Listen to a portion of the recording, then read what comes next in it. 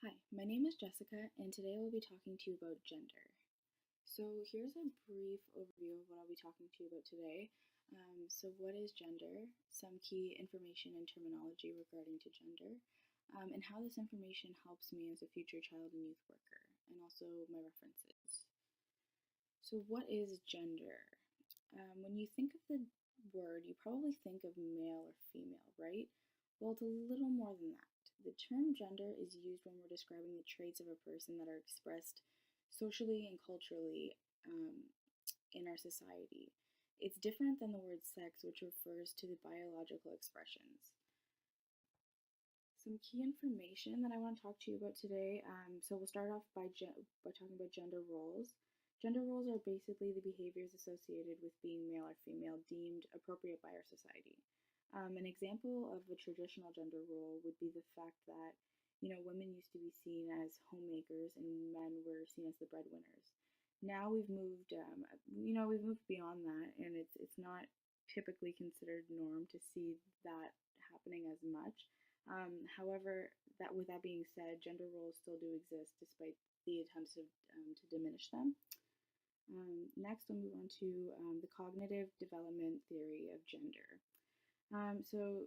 This is a breakdown of the understanding of gender as a child develops into an adolescent.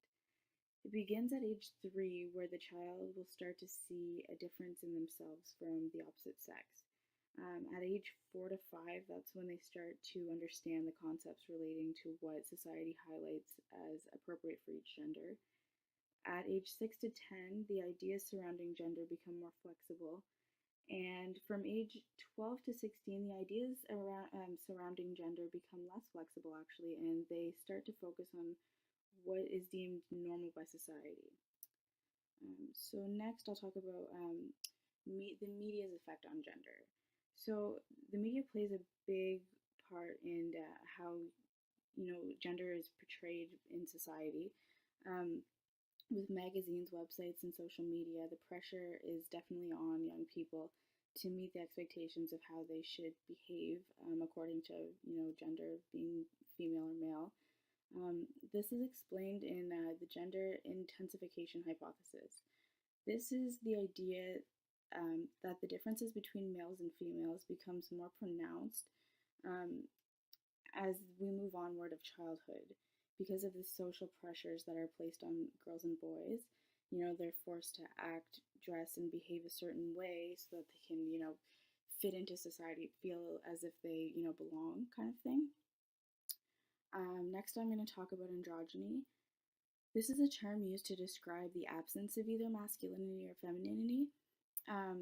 It's typically used whenever we're talking about characteristics of both male and female being present but not expressing themselves as either male or female. So they may have the characteristics of both, but they don't call themselves male or female. They typically use words that relate as they, them, that kind of thing. Next I'm going to talk about stereotypes. Stereotypes in regards to gender are something that exists in today's society that can be harmful to the development of children and youth. The self-expression is so important in the developmental years that it can be detrimental to children and youth to have set guidelines based on gender regarding what they can like or dislike or do with their lives. Next, I'm going to talk about transgender.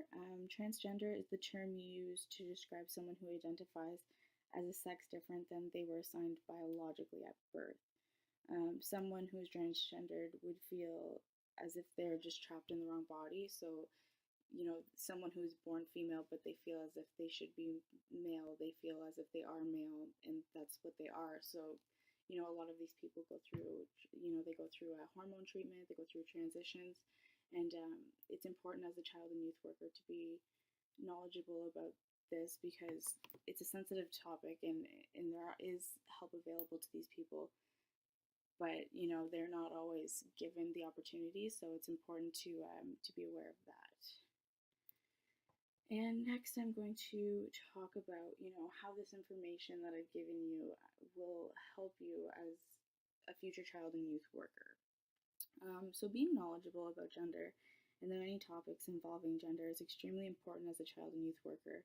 It gives you the proper terminology and awareness to help anyone who may be experiencing questions regarding their gender identity or many topics associated with gender, really. It also makes you more knowledgeable about what young people are facing in regards to the pressures put on them in their developmental years. So now I have my references, and thank you for watching.